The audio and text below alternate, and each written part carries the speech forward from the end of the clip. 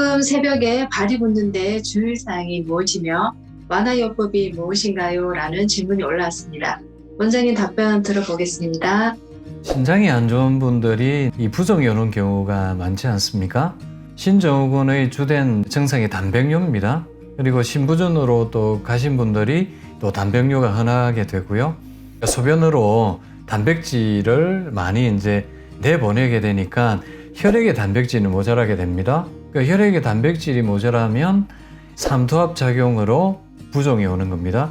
혈액에 있는 물이 빠져나가게 되면서 이제 세포 간극에 물이 늘어나면서 부종이 생기는 경우죠. 그래서 제일 흔한 게 발이나 다리의 부종입니다. 우리가 이제 가장 낮은 곳부터 이제 부종이 생기게 되는 거죠. 그리고 이게 점점 심해지면 위쪽으로 올라와서 얼굴까지 부종이 생기는 거죠. 그래서 첫 번째는 단백뇨가 원인이 됩니다. 그래서 이제 단백뇨를 줄여야 되고요. 특히 당뇨병성 신부전증에 단백뇨가 또 많이 생기는데 당연히 좋아지려면 신장 기능이 좋아져야 됩니다. 또 혈당이 좋아져야 됩니다. 네, 그렇게 해서 원인 치료가 되어야 단백뇨가 줄어들게 되고요. 또 이제 당장 단백뇨가 또 줄진 않기 때문에 우리가 단백질을 잘 보충해야 되겠죠. 그런데 분자량이 많은 단백질을 또 먹으면 이게 또 단백뇨가 늘어납니다. 그래서 우리가 분자량이 적은 아미노산을 잘 섭취를 해야 되는 거죠. 그래서 발효한 단백질을 챙겨 드셔라. 그게 된장, 전국장, 초콩, 템페 이런 형태로 단백질을 섭취하라고 말씀을 드리는 거고, 리딤이라는 아미노산 식품이 있지 않습니까? 그 메디컬 푸드가 또 이제 99%또 아미노산이기 때문에 얘가 또 이제 아미노산이 알부민 수치를 올려줍니다. 그래서 또 부종을 완화할 수 있는 거죠. 그래서 꼭 아미노산 식품을 잘 챙겨 드셔야 되고요. 그 심장 질환 외에도 세 가지 경우의 질환이 또 부종의 원인이 됩니다. 첫 번째가 간경화입니다.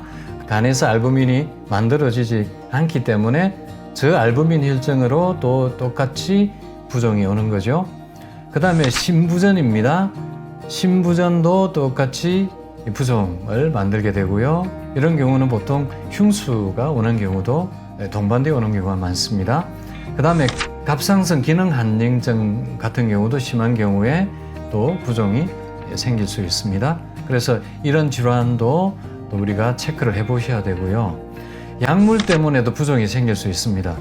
혈압약, 당뇨약, 스테로이드, 여성 호르몬제, 진통제, 이게 약 부작용으로도 부종을 일으킬 수 있습니다.